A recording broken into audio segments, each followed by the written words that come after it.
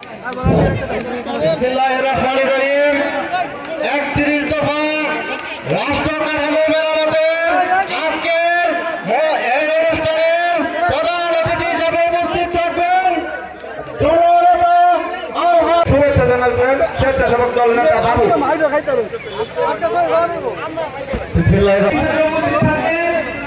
ভারতের জাতীয়তাবাদী দল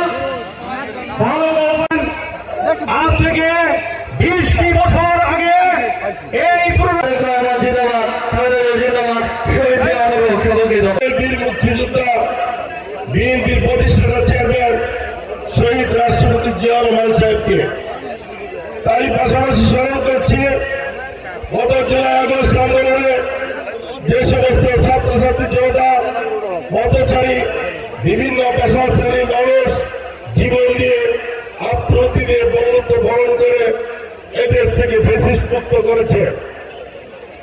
তারই পাশাপাশি স্মরণ করছি 1971 সালে মহান স্বাধীনতা যুদ্ধে মুক্তিযুদ্ধের মাধ্যমে অংশগ্রহণ করে 30 লক্ষ শহীদ 2 লক্ষ মহাগুণের সম্মানহানির বিনিময়ে আমরা পেয়েছি একটি স্বাধীন দেশ, স্বাধীন মানচিত্র, স্বাধীন পতাকা।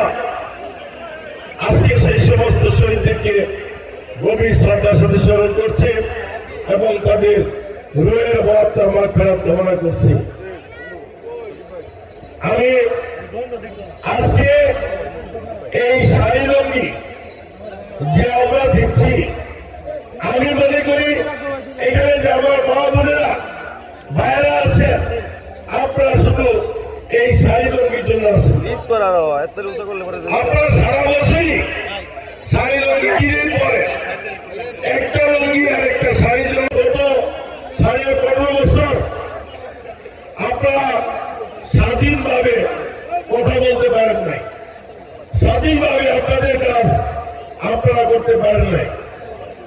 অন্যায়ভাবে দুর্বৃত্তায়নের মাধ্যমে মিথ্যা মামলা দিয়ে আপনাদেরকে হয়রানি করেছে, অনেকে জমি দখল করেছে, চাঁদাবাজি করেছে, সন্ত্রাসী কার্যক্রম করেছে। আজকে আমাদের বাংলাদেশ গণতান্ত্রিক গণপ্রজাতন্ত্রী বাংলাদেশ, এইখানে জনগণ সকল ক্ষমতার উৎস। জনগণ তার কথা নিজের কথা নিজে বলবে, নিজের কাজ নিজে করবে, আপনার কাছে কেউ বাধা প্রদান করতে পারবে না। আজকে আপনার বিচার ব্যবস্থা একটা স্বাধীন বিচার ব্যবস্থা থাকতে হবে। স্বাধীনতার 14 বছর পরেও আমাদের বিচার ব্যবস্থা স্বাধীন হয়ে যায়। এইখানে লগ্ন হস্তক্ষেপ করে যখন সরকারে আসে তারা এসে বিচারের করে হাত দেয়। কাজে আমরা চাই যারা প্রকৃত অপরাধী, যারা দোষী, তাদের বিচার হবে। অন্যায়ভাবে কাউকে হ্যারাসমেন্ট করা যাবে না, হ্যারাসমেন্ট করা যাবে না, মিথ্যা মামলা দেওয়া যাবে না।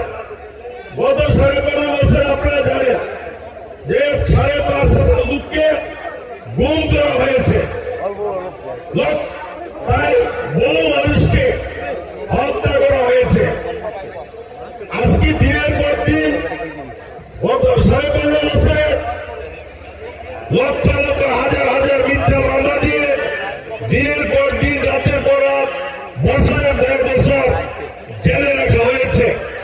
অথচ এই ব্যক্তি জানে না তার অন্যায় কি, তার সন্তান, তার ফ্যামিলির লোকেরাও জানে না যে তাদের আসলে অন্যায়টা কি।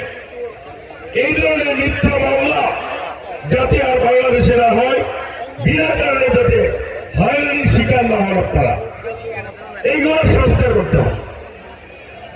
আজকে আপনারা লিখেছেন যে প্রধান হোক, যেই প্রধান মন্ত্রী হোক, যে দলই সরকারে থাকুক, ভোটের বাক্স ভোটের কোনদিন হাত দেওয়া যাবে না, ভোট কেন্দ্রে আসতে বাধা প্রদান করা যাবে না, জনগণকে এটা বলা যাবে না যে আপনার ভোট দেওয়া হয়ে গেছে, আপনার কেন্দ্রে যাওয়া দরকার নাই। এই ধরনের ঘটনা আমরা বাংলাদেশে আর চাই না। আজকে এদেশের ভোটের অর্ধেকের বেশি মহিলা ভোট। আপনারা জানেন নাকি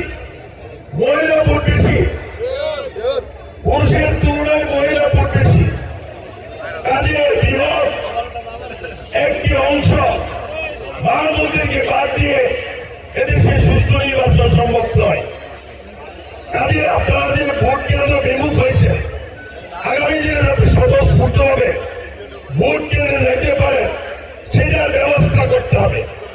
সেইটা একটা রাষ্ট্র মেরামতের একটা প্রস্তাবনার মাঝে এই শব্দটি আছে।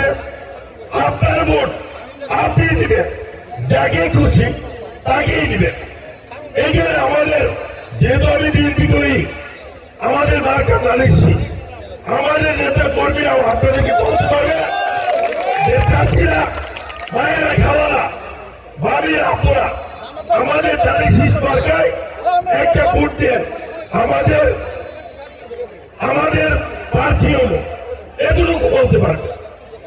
আজকে আমি মনে করি যে অন্তর্বর্তীকালীন সরকারের অধীনে যে নির্বাচনটি হবে, ওরা আশা করছে যে বাংলাদেশের ইতিহাসে সবচেয়ে স্মরণীয় একটি ভোট তারা বাংলাদেশের জনগণকে উপহার দিবে।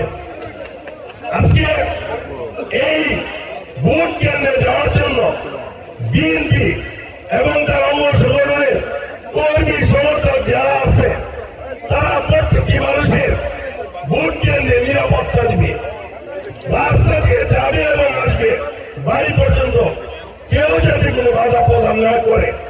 আজকে বিএনপি নেতা কর্মীদের এটা নৈতিক দায়িত্ব, ইমানি দায়িত্ব। আপনারা ওই বিগত দিনের মতো আপনারা ছিঁড়ে ফেলবেন এবং এর জন্য পাঁচটাও থাকে সাথে সাথে আপনারা ছিঁড়ে ফেলবেন এবং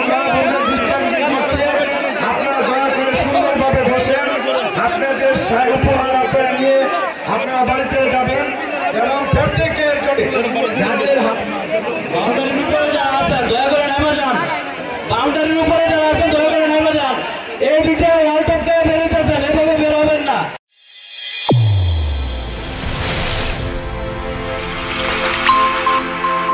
চ্যানেল A1 হৃদয়ের স্পন্দন।